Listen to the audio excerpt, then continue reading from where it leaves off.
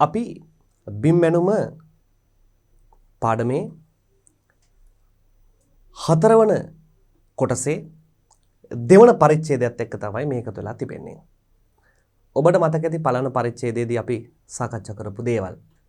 ඒදී අපි කතා කරා මේ මට්ටම් ගැනීමේ උපකරණයෙන් කොහොමද ඕනෑම තැනක උසක් හොයන්නේ.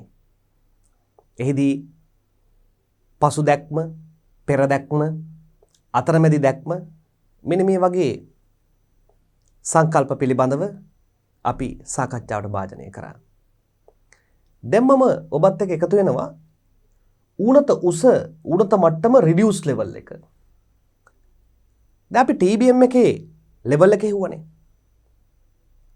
පළමු පරිච්ඡේදයේදී ඒ ලෙවල් එක කියලා කියන්නේ ඌනත උසක්. TBM එකක් මත මුහුදු මට්ටමේ සිට උසක් දෙනවනේ. ඒකට අපි කියන නම මොකද්ද? ඌනත උස. ඒ කොටසේ නම බෙන්ච්මාර්ක් එක. ඒ කොටසේ නම TBM එක. ඒ උස ප්‍රමාණය ඌනත මට්ටම. පොළවේ ඕනෑම තැනක මුහුදු මට්ටමට සාපේක්ෂව උසක් ගණනය කරනවා නම් ඒකට අපි කියන නම ඌනත උස reduced level. ඌනනය කරන ලද, ගණනය කරන ලද, නැතහොත් අඩු කරන ලද, ඌනනය කරන ලද, ගණනය කරන ලද, නැතහොත් අඩු කරන ලද උස ඌනත මට්ටම ලෙස හඳුන්වනු ලැබේ. මෙය කිසියම් සම්මත මට්ටමට සාපේක්ෂව තවත් ස්ථානයක උස ප්‍රකාශ කිරීමකි. යම් ලක්ෂ දෙකක් අතර ඌනත වෙනස පහත දැක්වේ. ඌනත වෙනස දැක්කනේ මේ වෙනස අපිට මේ බෑක් සයිඩ් එකෙන් පෝ සයිඩ් එක අඩු කරලා ගත්තොත් ඌනත වෙනස ගන්න පුළුවන්. මොන තවත් ලස්සන ගණනය කිරීමක්. කිසියම් අවස්ථාවක අපි උපකරණය මැදින් ගහලා ස්ථාන දෙක පාඨාංක දෙක ගන්නවා. පළමු පාඨාංකය බෑක් සයිඩ් කියනවා. අවසාන පාඨාංකය ෆෝ සයිඩ් කියලා කියනවා. ඒ පාඨාංක දෙක වෙනස් අඩු කරොත් මේ ලක්ෂ දෙක අතර උස වෙනස ලැබෙනවා. මේ ලක්ෂය මේ ලක්ෂය අතර උස වෙනස මෙයක් තව හිතා කුඩා ගණනය කිරිල්ලක්. ඌනත උස නෙවෙයි ඌනත වෙනස. මෙන්න මෙතන තියෙන මුහුදු මට්ටමේ සිට උසට තමයි ඌනත උස කියලා කියන්නේ. මෙයාගේ ඌනත උස මේ ලක්ෂ දෙක අතර ඌනත උසේ වෙනස ඌනත උස වෙනස කියලා ගන්නවා. මේ ඇවිල්ලා ඌනත උස වෙනස. මේ තියෙන්නේ ඌනත උස. මේ තියෙන්නේත් ඌනත උස. පැහැදිලිද? එතකොට ඌනත උසයි ඌනත උස වෙනසයි කියලා කියන්නේ දෙකක්. පැහැදිලිවම දෙකක්.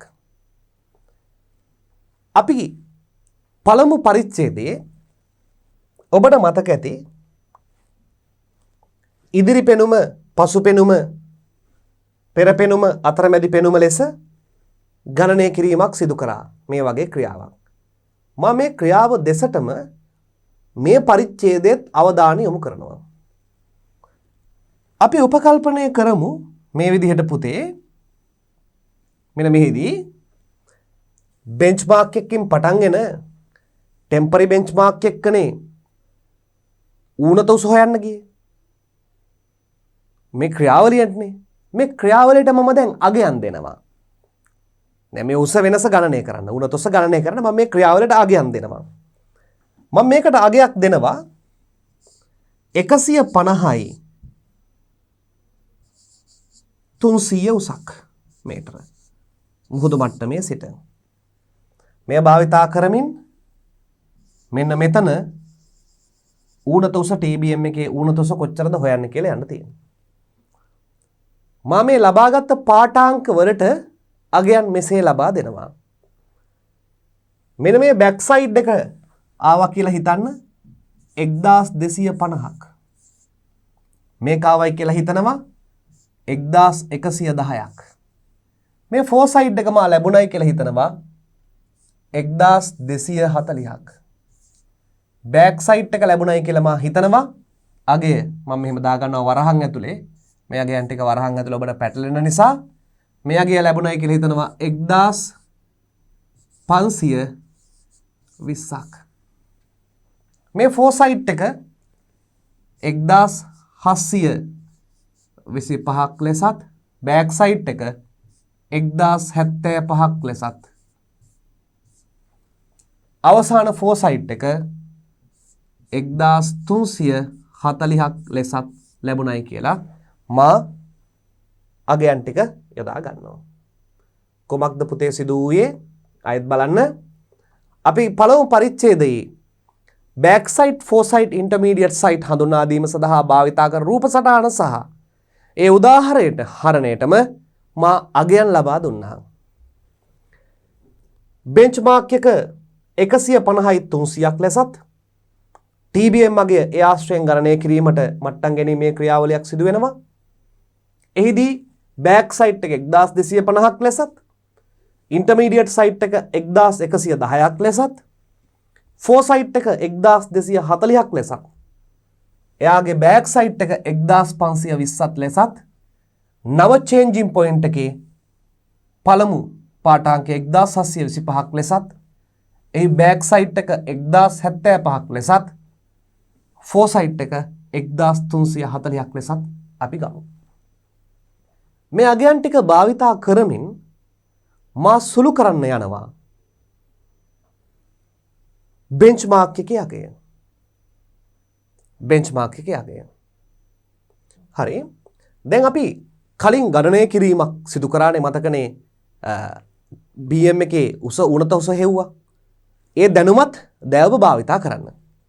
මම භාවිතා කරන මුලින්ම මම කළු පහ තිපාන භාවිතා කරනවා ගණනය කිරීම සඳහා HOC 1 සමානයි. HOC 1 සමානයි. මෙන්න මෙතන ඌනත උස කීයද බෙන්ච්මාර්ක් එකේ 150යි 300ට මං එකතු කරනවා මේ උස 1250 එකතු කරනවා. එකතු කරාම මට ලැබෙනවා 0.5යි 3යි 2යි 5යි 151යි 550ක් කියලා. මට ලැබෙනවා 151යි 550ක්. ඔබට පුතේ විභාගයට කැල්කියුලේටරය ලබා දෙනවා සුළු කරන්න. ඒ නිසා අපි කැල්කියුලේටරය භාවිතා කරමු. ගණක යන්ත්‍රය භාවිතා කිරීමේ හැකියාවක් තිබෙනවා ඔබට. විභාගයට කැල්කියුලේටරය භාවිතා කරන්න දෙනවා. ඒ නිසා ගණනය කිරීම සඳහා ගණක යන්ත්‍ර භාවිතා කරාට කිසිදු ගැටලුවක් නැහැ. දැන් මං A ගේ ඌනත මට්ටම හොයන්න යනවා. මේ A ගේ ඌනත මට්ටම. එහි ඌනත මට්ටම මම කොහොමද හොයන්නේ? HOC අගයෙන් HOC 1 එකෙන් අඩු කරනවා මෙන්න මෙතන පාඨාංකය 1240. HOC 1 අගය කීයක් වෙනවද? 151යි 550න් අඩු කරනවා 1240ක්. අඩු කරාම ලැබෙනවා A ගේ ඌනත මට්ටම. ලස්සන ගණනය කිරීමක්. HOC එකෙන් අඩු කරාම මෙතන ඌනත මට්ටම ලැබෙනවා. පළමු පරිච්ඡේදයේ සිදු කරන ලද ගණිතමය ක්‍රියාවද අවධානය යොමු කරන්න. පළමු පරිච්ඡේදයේ සිදු කළ ගණිතමය ක්‍රියාවද අවධානය යොමු කර ඔබට මෙය පැහැදිලි විය යුතුයි.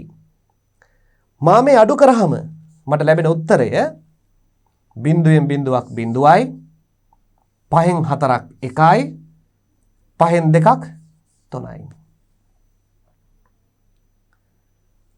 151න් අඩු කරාම එකක් ලැබෙනවා 150ක්.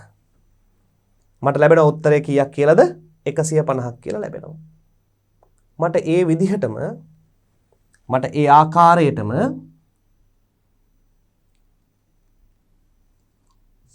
CP01 හි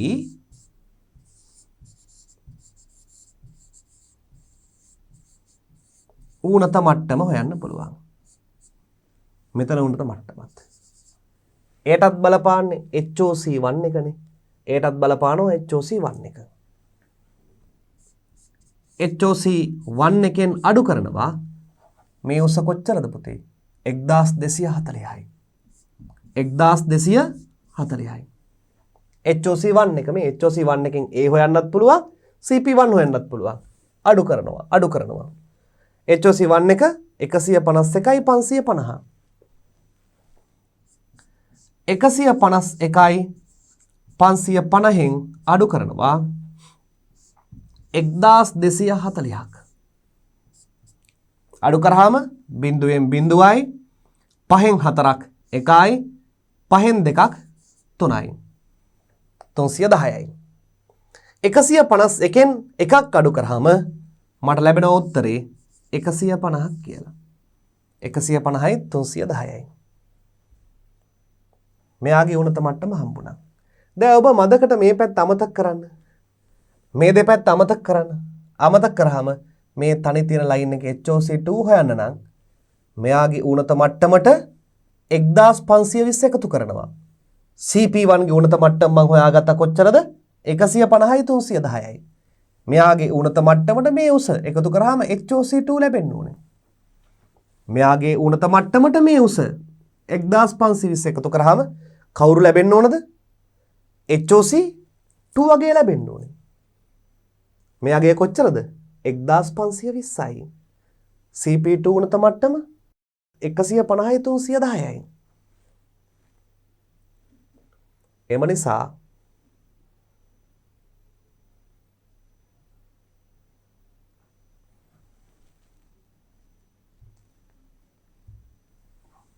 HOC2 අගය සමාන වෙනවා CP උණත මට්ටම 150යි.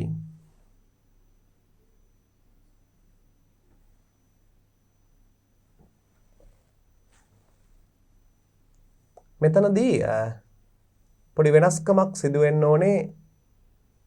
1110 ලෙස ලැබී තිබෙන්නේ. මෙතන අගය දරු 1110යි. ඒ නිසා ඒහි උණත මට්ටම මේ අගයත් CP1 ගේ උණත මට්ටම මම මෙතනට දාලා තිබෙන්නේ 1110 නෙවෙයි. ඒ නිසා මම මෙතනට 1110 දානවා මේ ආකාරයෙන්ම. නැත්තම් ගාන වෙනසක් වෙන්න පුළුවන්. මේ 1110 මෙතෙන්ට අඩු වෙන්නත් ඕනේ 1110. මොකද 1240 කියලා කියන්නේ CP1 ගේ මෙයාගේ 1110යි. එතන මේ පිළිතුර නිවැරදි වෙන්න ඕනේ. බිඳුවයි 5න් 1ක් 4යි 5න් 1ක් 4යි 151 අඩු කරාම 150යි. 440ක් කියලා උත්තරේ නිරවද්‍ය වෙන්න ඕනේ. කාගේ උණත මට්ටමද? ඒහි උණත මට්ටම. 1240 වන්නේ CP2ට අදාළවයි. දැන් 150යි 310 තමයි භාවිතා කරන්නේ. HOC2 සමාන වෙනවා 150යි 310න් අඩු කිරීම මෙයාගේ උණත මට්ටම එකතු කිරීම මෙයාගේ උස කොච්චරක් වෙනවද පුතේ? 1520ක්.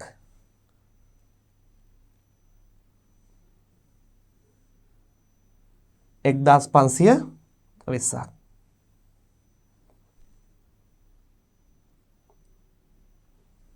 එක්දාස් 520ක් සමාන වෙනවා 0.2 1 3යි 5 3යි 8යි 151යි 820 මීටර ලෙස. නැවතත් බලන්න මට යගේ ලැබුණේ කාගේ අගයද? කාගේ අගයද? HOC2 ගේ අගය. HOC2 අගයින් 1725 වන changing point එකේ foresight එක අඩු කරොත් මෙන්න මේ ස්ථානයේ උණත මට්ටම ලැබෙන්න ඕනේ. මේ ස්ථානයේ උණත මට්ටම මට ලැබෙන්න ඕනේ. කාගෙන්ද? HOC2 එකෙන් foresight එක අඩු කරාම ලැබෙන්න ඕනේ CP2 ගේ උණත මට්ටම. මෙයාගේ කීයද? 1725 HOC2 එකෙන්. HOC2 එකෙන් 1725 අඩු කරාම ලැබෙන්නේ CP2 ගේ උණත මට්ටම. ගණිතය හොඳට තේරුම් ගන්න. බොහෝ අයට දැන් මේ වෙලාවේ පැටලෙනවා. මේ වීඩියෝ එක බලන අයට. ඒ අනිවාර්යෙන් වෙනවා. ඒක සාමාන්‍යයි. ගණිතයට හුරු නැහැ. මනසට පාට ගොඩක්, ඉරි කෑලි ගොඩක්, එච් අකුරක්, තුනේ අකුරක්, ඉලක්කම් ගොඩක් වගේ පේන්නේ. මේ දෙස ධනාත්මකව තීක්ෂණ බුද්ධියෙන් බලන ඔබට තමයි මේ නිරීක්ෂණය කරගත හැක්කේ. මෙයයි ගණිතය. සාමාන්‍ය සුළු කිරීමක්. එකතු කිරීමකයි අඩු කිරීමකින් පිට දෙයක් තිබෙනවද? විශාල ගණිත කර්ම තිබෙනවද? නෑ. එකතු කිරීම අඩු කිරීම විතරයි. සිද්ධාන්තය තේරුම් ගන්න මනස වෙහෙසන්න බෑ. මනස වෙහෙසිය යුතුයි. මනස වෙහෙසුවාම තමයි මේ ගණිත කර්මය ගලපාගත හැක්කේ. හැකියාව තිබෙනවා. උත්සාහ කරන්න. ඔබට පුළුවන්. HOC2 ගෙන් 1725 අඩු කරනවා. එතකොට ලැබෙනවා CP2 ගේ උණත මට්ටම. එම නිසා මම ගන්නවා CP2 ගේ උණත මට්ටම මේ විදිහට CP2 ඌණත මට්ටම සමාන වෙනවා HOC2 ගෙන් අඩු කිරීම 1725ක්. HOC2 අගය 151යි 830න් අඩු කරා 1725ක්. 151යි 830න් අඩු කරනවා 1725ක්. අඩු කරමු 10න් 5ක් 5යි. මෙතන තිබෙන්නේ 2. 2න් 2ක් අඩු කරාම බිඳුවයි. මෙතන තිබෙන්නේ 7. 7න් 7ක් බිඳුවයි. නැවතත් බලන්න.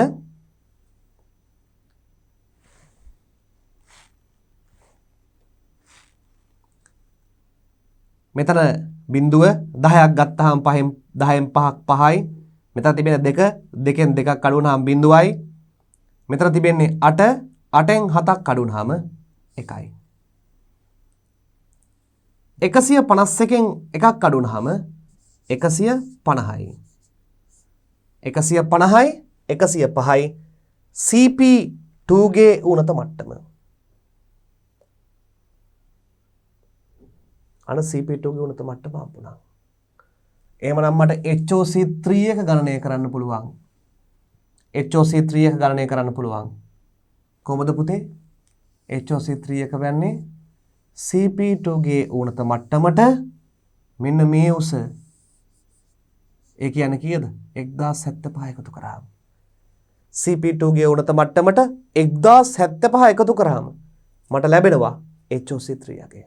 පියවරෙන් පියවරට යන්න තියෙනවා.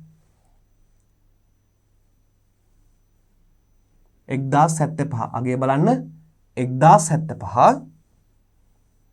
එම නිසා HOC3 අගය HOC3 අගය ලැබෙනවා CP2 ඌණත මට්ටමට එකතු කිරීම 1075ක්. CP2 ගේ ඌණත මට්ටමට මා එකතු කරනවා 1075ක්. සමාන වෙනවා 5යි 5යි 10න් බිඳුව එකක් ඉතරේ 7යි 1යි 8යි 2යි.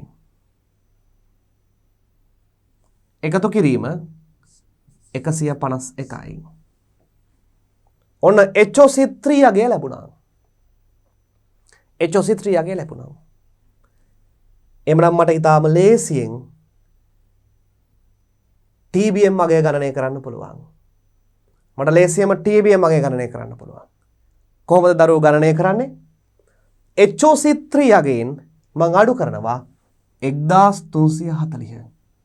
HOC3 අගයෙන් මම අඩු කරනවා 1340. අඩු කරාම TBM එකේ ඌණත මට්ටම ලැබෙන්න ඕන. HOC3 එකෙන් 1340. හොඳට තේරුම් ගන්න. පැටලුණාට කමක් නැහැ. ආය බලන්න පළවෙනි පරිච්ඡේදයේ සිට දෙවන පරිච්ඡේදය දක්වා පියවරෙන් පියවර බලන්න. කොමන හෝ මොහොතක මේ ගැටලුව निराකරණය වෙයි. HOC3 ගෙන් අඩු කරනවා 1340. එතකොට ලැබෙනවා TBM හි ඌණත මට්ටම.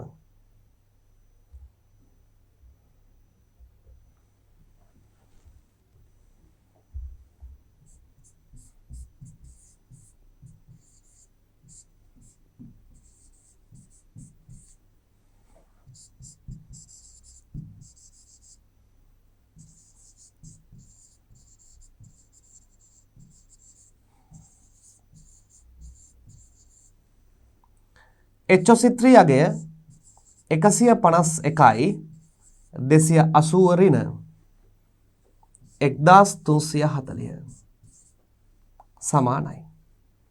බිඳුවෙන් බිඳුවක් බිඳුවයි 8න් 4ක් 4යි.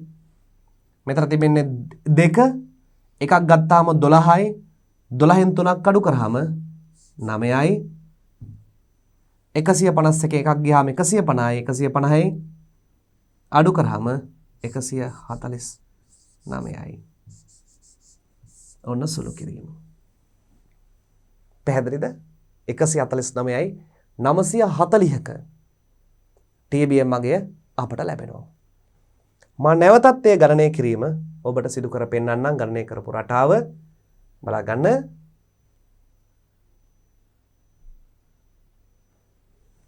එකසිය 50යි 300ට 1250 එකතු කරලා ලබා ගත්තා HOC1 අගය. එම HOC1 අගයෙන් 1110ක් අඩු කරාම ඒගේ උණත මට්ටම ලැබුණා. ඒක අපිට අදාළ වෙන්නේ නැහැ. නමුත් අමතර දත්තයක් විදිහට අපි ඒක හොයාගත්තා. HOC1 එකෙන් 1240 අඩු කරාම ලැබෙනවා CP1 ගේ උණත මට්ටම. CP1 ගේ උණත මට්ටමට 1520 එකතු කරාම ලැබෙනවා HOC2 අගය. එම HOC2 අගයෙන් 1725 අඩු කරාම ලැබෙනවා CP2 ගේ උණත මට්ටම අඩු කරාම. ඒට මම එකතු කරනවා 1075 එකතු කරාම ලැබෙනවා HOC3 අගය. HOC3 අගයෙන් 1340 අඩු කරාම TBM ගේ උණත මට්ටම ලැබෙනවා. මෙන්න මෙයයි ගණිත ක්‍රමවේදය. නමුත් මේ වගේ විශාල ගණනය කිරීමක් කරන්න අපිට විශාල කොළ සංඛ්‍යාවක් අවශ්‍ය වෙනවා. අපි ඉදිරියේදී නැගුම් බැසුම් ක්‍රමය කියලා ක්‍රමයක් යටතේ මෙහි ඌණතුස ගණනය කරනවා. ඒ අපි පසුව සඳහන් කරමු. දැනට මේ සාමාන්‍ය සුළු කිරීමේ ක්‍රමය ඔබ සෑම කෙනෙක්ම මතක තබා ගත යුතුයි. මාරු ලක්ෂ භාවිතා කරමින් මෙලෙස මට්ටම් ගැනීමේ ක්‍රියාවලිය ඉදිරියට ඇදගෙන යනකොට මේ ගණනය කිරීමට සඳහා මේ භාවිතා කරන ක්‍රමය සෑම සිසුවෙක්ම දැනගෙන තිබිය යුතුයි. ඒ වගේ මේ ඌණත උස ගණනය කරන්නා වූ වගු සටහන භාවිතා කරමින් ඉදිරියේදී අපි උගන්වන ගණනය කිරීමත් මේ දෙකම අනිවාර්යෙන් දැන සිටීම ඔබගේ අවබෝධය වැඩි දියුණු වෙන්න අනිවාර්යෙන් ඉවහල් වෙනවා. අපි ඉදිරියට යමු. අතරමැදි දැක්ම, පෙර දැක්ම, පසු දැක්ම ගැන අපි කතා කරා. ඊළඟට මේ පේන්නේ ෆෝසයිඩ් බෑක් සයිඩ් ඉන්ටර්මීඩියට් සයිඩ් නැතුව ෆෝසයිඩ් එකයි බෑක් සයිඩ් එකයි තිබෙන ආකාරයක්. චේන්ජින් පොයින්ට් එකේ ෆෝසයිඩ් බෑක් සයිඩ් තිබෙන ආකාරය අපි කතා කරා. ඊළඟට ඌණත උස ගැන කතා කරා. මාරු ලක්ෂ ගැන කතා කරනවා. මාරු ලක්ෂය උපකරණයක් මාරු කරන්න උදව් වෙන එකක් මාරු ලක්ෂයක්. changing point එකක් or turning point එකක්. මේකට අපි changing point කියන නමත් භාවිතා කරනවා. turning point කියන නමත් භාවිතා කරනවා. changing point කියන නමත් භාවිතා කරනවා. එහෙම නැත්නම් turning point කියන නමත් භාවිතා කරනවා. කිසියම් මට්ටම් ක්‍රියාවලියක් දිගින් දිගටම කරගෙන යාම සඳහා උපකරණයක් එකම ස්ථානයේ කටවා තැබීමෙන් සිදු කළ නොහැකිය. අපි දැක්කනේ උපකරණ එකම ස්ථානයේ කටවා තිබන්න බෑ. එකම ස්ථානයේ කටවා තැබීමෙන් එය සිදු කරන්න බෑ. මේ සඳහා උපකරණය එක් ස්ථානයක සිට තවත් ස්ථානයකට ගෙන යාමේදී කිසියම් අචල ලක්ෂයකට සාපේක්ෂව උපකරණය විස්ථාපනය කෙරේ. මෙම අචල ලක්ෂය මාරු ලක්ෂය ලෙස හඳුන්වනවා. නව උපකරණය සවි කිරීමෙන් පසු මාරු ලක්ෂයේ ඌණත මට්ටම තවදුරටත් ප්‍රයෝජනවත් නොවේ. රූපයේ CP අනු මාරු ලක්ෂයකි. මේ රූපය ඔබගේ නිබන්ධනයේ පහසුව සඳහා ඇඳ තබා ගන්න. මේ කියපු ක්‍රියාවලිය මම ඔබට නැවතත් පැහැදිලි කරලා දෙන්නම්. මෙන්න මේ කිසියම් ලක්ෂයකින් පටන්ගෙන ඈත තිබෙන ලක්ෂයක අපි මට්ටම හොයන්න යනවා උන්නත මට්ටම. උපකරණය මෙතන ස්ථානගත කරා. මේ මත පාඨාංකයක් ලබා ගන්නවා. ඒ අනිවාර්යයෙන් මොකක් වෙනවද? බෑක් සයිඩ් එකක් වෙනවා. උපකරණය මාරු කර ගැනීම සඳහා සහාය වන ලක්ෂය changing point හෝ turning point අචල ලක්ෂයක් පොළොව මත. බොහෝ අවස්ථාවල මේ කළු ගලක මතු පිටක් කොන්ක්‍රීට් එක මතු පිටක් අචල ලක්ෂයක් වෙනස් වෙන්න බෑ. මොකද මේ මැනුම් රෙට එක පැත්තකින් අල්ලා බලන්නත් ඕනේ අනිත් පැත්තෙන් අල්ලා බලන්නත් ඕනේ. මේ පැත්තට හරවන්න වෙනවා මේ පැත්තට හරවන්න ඕනේ. එතකොට මේ ස්ටාෆ් එක මෙහෙම කරකවන්න වෙනවා. ඒ කැරකවීමේදී පවා ඒ මට්ටම වෙනස් වෙන්න බෑ. උස වෙනස් වෙන්න බෑ. අචල ලක්ෂයක් තෝරා ගන්න එකයි. අචල ලක්ෂයක් තෝරා ගන්න එකයි. සාමාන්‍ය මේ වෙනුම් විද්‍යාවේදී ප්‍රායෝගික ක්‍රියාවක් ඔබට පහදාලා දෙන්නම්. මෙම මැනීම් කටයුතු දිගින් දිගට කරා යනකොට පොළවේ අචල ලක්ෂ හොයාගන්න අමාරුයි. හැමතැනම අචල ලක්ෂ නැහැනේ. ඒ සඳහා මේ මිනින්දෝරුවන් භාවිතා කරනවා පොල් කටුවක්. පොල් කටුවක් කොහොමද ඒක කරන්නේ? පොල් කටුවක් තියෙන්නේ මෙන්න මේ ආකාරයටනේ පුතේ. නේ? පොල් කටුවේ තිබෙනවා මෙන්න මේ තුඩ කොටස ඔන්න ඔය තුඩ කොටස. පිරිවි පොල් කටු කියලා කියන්නේ. ඔන්න ඔය පොල් කටුවක් තියාගන්න. ඔය පොල් කටුව පොළවේ පාගනවා. පෑගුවාම වෙනස් වෙන්නේ.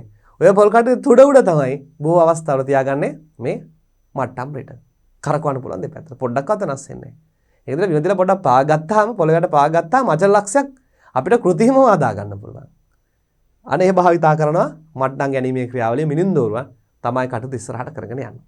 උදාහරණයක් ප්‍රායෝගික ක්‍රියාවක් තමයි අපිට පැහැදිලි කරේ. එවැනි අචල ලක්ෂයක මේ විදිහට ඔන්න තිබෙනවා ස්ටාෆ් එක මැනුම් රිට ලබා ගන්නා පාඨාංකය මේ මොකක් වෙනවද පුතේ? අපි කලින් සඳහන් කළ පරිදි පෙර පෙනුම ෆෝසයිට් උපකරණය ගලවනවා. ගලවලා නැවතත් සවි කරනවා. සවි කරලා ආපහු මේ දිහා බලනවා. එය වෙනවා මොන සයිඩ් එකක්ද? පසු පෙනුමක් බෑක් සයිඩ් එකක් බවට පත් වෙනවා. එය බෑක් සයිඩ් එකක් බවට පත් වෙනවා. අපිට මේ බෙන්ච්මාර්ක් එකකින් පටන්ගෙන අපිට අවශ්‍ය නම් මේ TBM එකේ ඌණත උස ගණනය කරන්න පුළුවන්. මෙතන ස්ටාෆ් එක තියලා බලනවා. මෙය පත් වෙනවා මොනවා බවටද? ෆෝසයිට්. බෑක් සයිඩ් එකකින් ආරම්භ කරලා ෆෝසයිට් එකකින් අවසන් කරනවා. changing point එක දෙපස්සේ ෆෝසයිට් බෑක් සයිඩ් ලෙස අපිට පාඨාංක ලබා ගන්න පුළුවන්. බෑක් සයිඩ් ෆෝසයිට් නොවන ඕනෑම පෙනුමක් බෑක් සයිඩ් ෆෝසයිට් නොවන ඕනෑම පෙනුමක් කොමක් කියලා හඳුනනවද? අතරමැදි පෙනුමක් ඉන්ටර්මීඩියට් සයිඩ් එක ලෙස අපි හඳුන්වනවා. ඔබට පැහැදිලි ඇති මාරු ලක්ෂයක එහෙම නැත්නම් changing point එක එහෙම නැත්නම් turning point එක වටිනාකම. මධ්‍යම මුහුදු මට්ටම අපි MSL එකනේ බිඳුවක් කියලා සැලකුවේ. ඒ පිළිබඳව තවත් අර්ථ දැක්වීමක් තිබෙනවා. තවත් ඒ පිළිබඳව හඳුන්වා තිබෙනවා. අපි බලමු නැවතත්.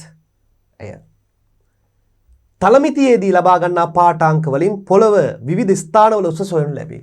ඔව් අපි ලෙවල් මැෂින් එක භාවිතා කරලා පොළවේ විවිධ ස්ථානවල උස හෙව්වා. අපි ඒකට ලස්සන නමකුත් කිව්වා. උණත මට්ටම රඩියස් ලෙවල්.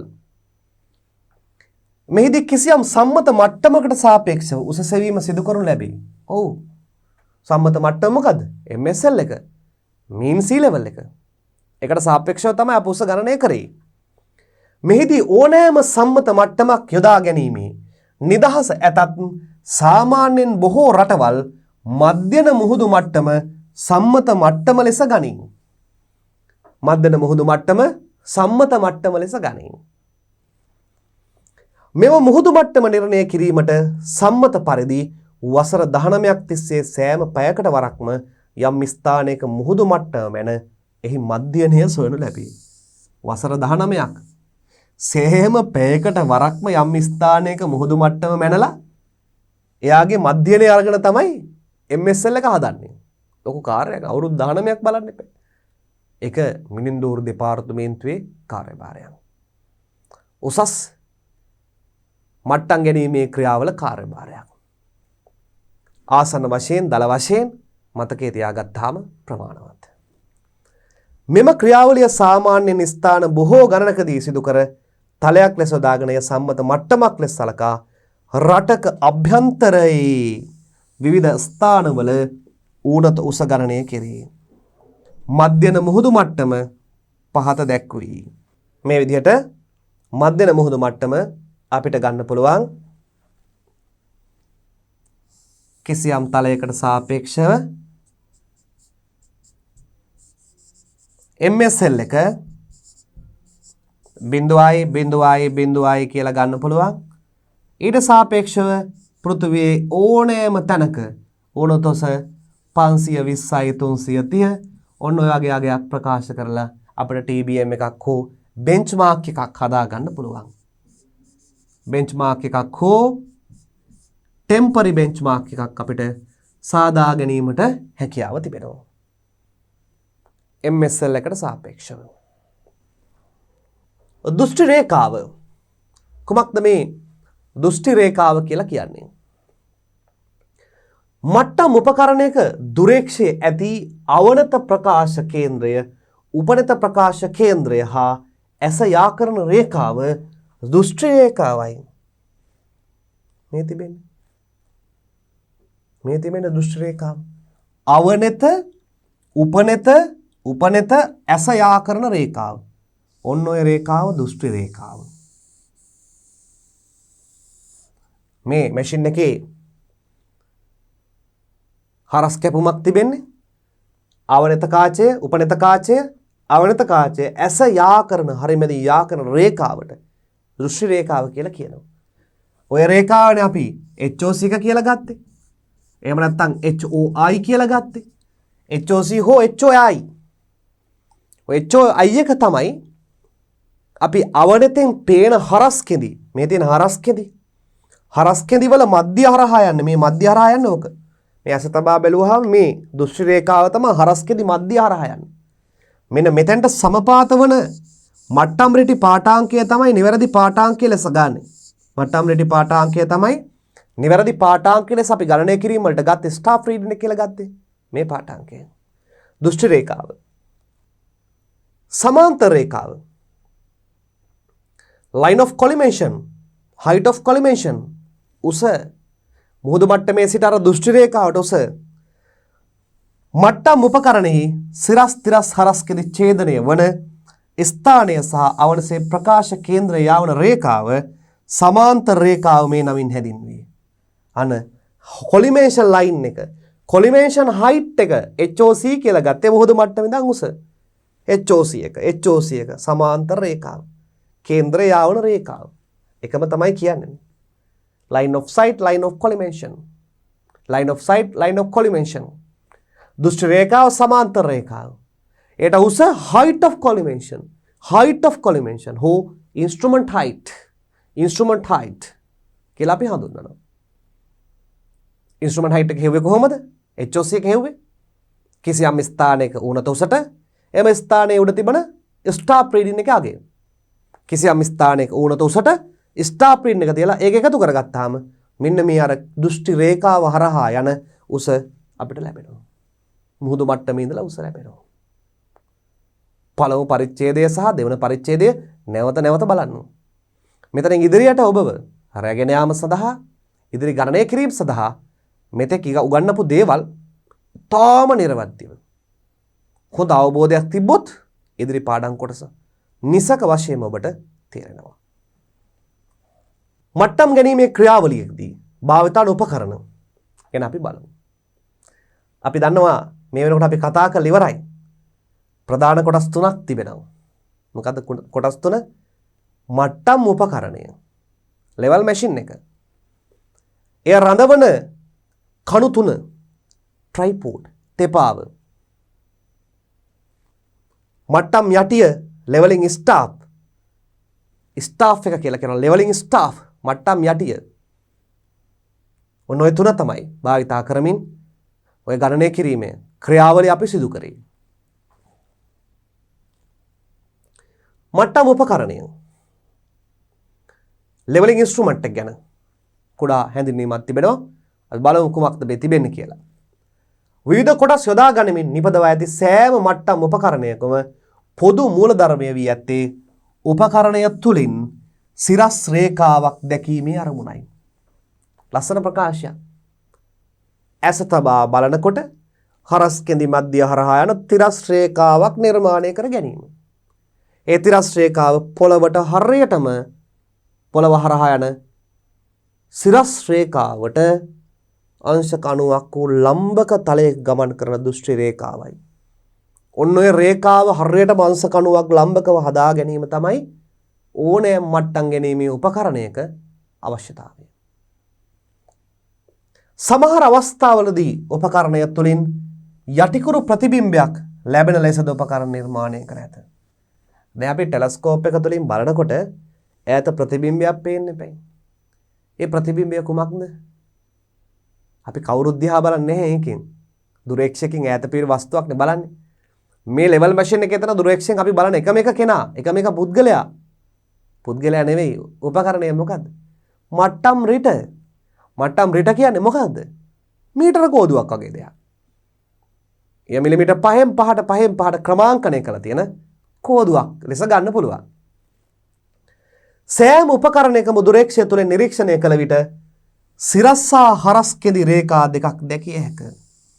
මේවා හරස් කෙඳි ක්‍රොස් හෙයාස් ලෙස හඳුන්වනු ලැබේ. මේ තියෙන්නේ හරස් කෙඳි ක්‍රොස් හෙයාස් මේ තිබෙන්නේ. ක්‍රොස් හෙයාස් මේ පැත්තට එකයි, මේ පැත්තට එකයි, උඩ දෙකයි ක්‍රොස් හෙයාස්. ඕවා තමයි පේන්නේ. ඕකට යටින් තමයි ඔය තලයේ පහළින් තමයි ප්‍රතිබිම්බය දෘශ්‍ය වෙන්නේ. ප්‍රතිබිම්බය තුලින් බලනකොට සෑමිට මේ හරස් කෙඳි අපිට පේනවා. හරස් කෙඳි මේ තියෙන්නේ ඇයි? අර අපි බලන මට්ටම් යටියේ ලෙවලින් ස්ටාෆ් එකේ දෙවන අගයන් එක මේ හරස් කෙඳි ගිහිලා සමපාත කරවන්නේ. සමපාත කරාම ඒ අගය තමයි අපි පාඨාංකය ලෙස ලබා ගන්නෙ. ඒ අගය තමයි පාඨාංකය ලෙස ලබා ගන්නෙ. මට්ටම් උපකරණයක් දුරේක්ෂය, මට්ටම් හිස ලෙවලින් හෙඩ්, මට්ටම් ස්කුරුප්පු ලෙවලින් ස්ක්‍රූස් යන කොටස් වලින් සමන්විත වේ.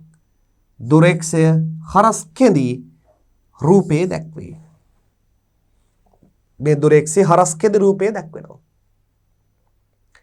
මෙතන තියෙනවා දරුවෝ ෆෝකසින් ස්ක්‍රූස් දෙකක්. මේ රූපේ හොඳට බලන්න. ෆෝකසින් ස්ක්‍රූ අපි දුරේක්ෂය අරගෙන ඈත ප්‍රතිබිම්බයක් හරියට ලබා ගන්න ෆෝකස් කරනවානේ. කරකවන්නේ ෆෝකසින් ස්ක්‍රූ කියලා කියනවා. ඒක අවනත පැත්තේ තියෙන හින්දා අවනතට සම්බන්ධ ෆෝකසින් ස්ක්‍රූ එක. ඒ වගේම තව ස්ක්‍රූ එකක් තියෙනවා. මෙන්න මේ කෙළවරේ ෆෝකසින් ලෙන්ස් එක මේකෙත් ස්ක්‍රූ එකක් අතර ස්ක්‍රූප්පක් තියෙනවා. මේක අවනත සීරු මාරුව. අරක උපනත සීරු මාරුව. ප්‍රතිබිම්බයක් ලබා ගන්න කලින් මේ දුරේක්ෂයේ අවනත සීරු මාරු ස්ක්‍රූප්පව කරකවන්නත් ඕනේ. උපනත සීරු මාරු ස්ක්‍රූප්පත් කරකවලා නිවැරදිව තමයි අර ස්ටාෆ් රීඩින් එක ප්‍රතිබිම්බය දැස බලන්නේ. මේක ඉතාම වැදගත් කාරණාවක්. මේ හොඳින් තේරුම් ගන්න ඕන කාරණාවක්. පැහැදිලි ඇති. මේ ඔබට පේන්නේ මේ උපකරණ ලෙවලින් මැෂින් එක. දුරේක්ෂය මේ උපනත මේ ওই පැත්තෙන් තමයි ඇස තබා බලන්නේ. මේ පැත්තට තමයි ලෙවලින් ස්ටාෆ් එක අල්ලන්නේ. ඔය පැත්තට තමයි ලෙවලින් ස්ටාෆ් එක අල්ලන්නේ. මෙන්න මෙතන තිබෙනවා දකුණු අත පැත්තේ තිබෙනවා ෆෝකසින් ස්ක්‍රූ එක. මේකේ මේ කුඩා ෆෝකසින් ස්ක්‍රූ එක මෙතන තිබෙනවා. මේ හරහා යන සිරස් රේඛාවට හරියටම තිරස් රේඛාවක්. මේ දෘෂ්ටි රේඛාව, ඒ තියෙන දෘෂ්ටි රේඛාව අංශ කණුව හදා ගැනීම සඳහා මේ ස්ථානයේ සහ එහා පැත්තෙන් තිබෙන ස්ක්‍රූස් මට්ටම් ස්කුරුප්පු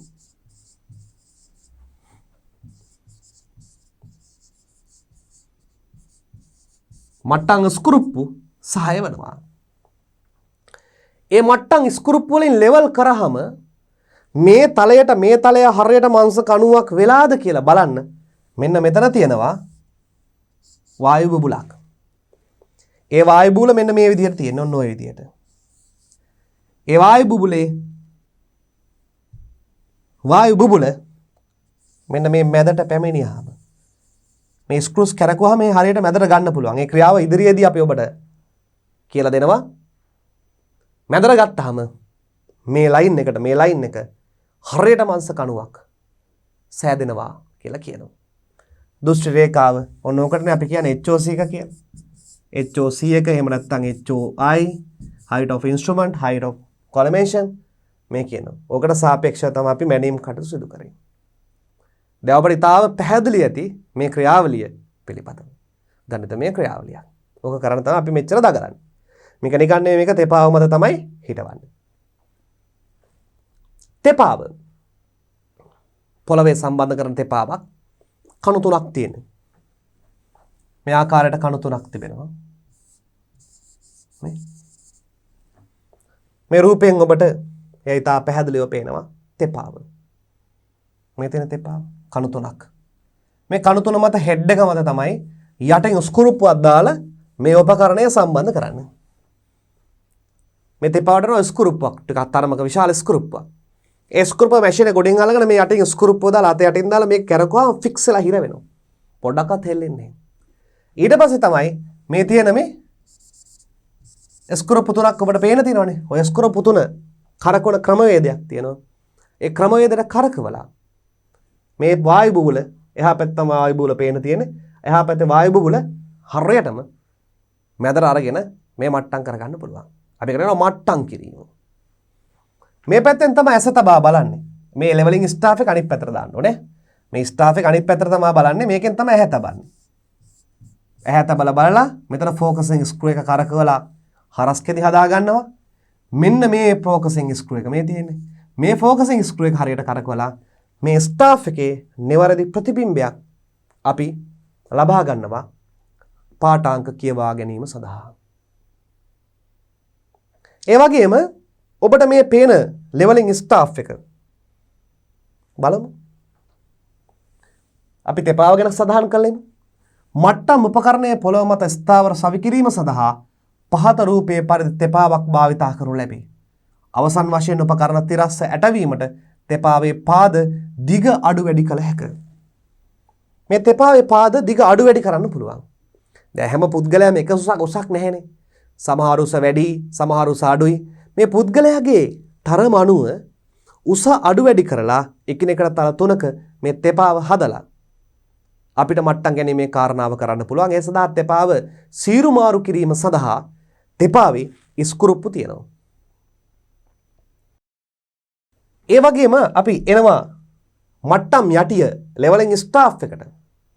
මේ ලෙවලින් ස්ටාෆ් එක සැහැල්ලු ඇලුමිනියම් වගේ ද්‍රව්‍යයකින් සකස් කරලා තිබෙනවා. මීටර 5ක් උසයිනේ. මීටර 5ක් උස එකක් අපිට ලේසියෙන් කන්ට්‍රෝල් කරන්න බෑ. එහා මෙහා රැගෙන යන්න බෑ.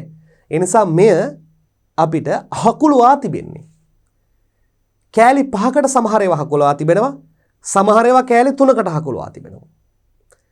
අපිට මේ හකුලපු ස්ටාෆ් එක මට්ටම් රේට දික් කරලා ගන්න පුළුවන්. දික් කළා පාටම් ගන්න පුළුවන්. හරියට දික් කරාම හරියට දිග හැරුණාම මෙයාගේ සම්පූර්ණ දෙක හරියටම මීටර 5ක් වෙනවා. එය ක්‍රමාංකණය කරලා තියෙනවා. ආසන්න මිලිමීටර 5ට ක්‍රමාංකණය කරලා තිබෙනවා. එය තමයි මෙහි ප්‍රධානම විශේෂත්වය. ඒ තමයි මේ තිබෙන ප්‍රධානම විශේෂත්වය. ඔබට මා හිතන්නේ ඊටාම පැහැදිලි ඇති.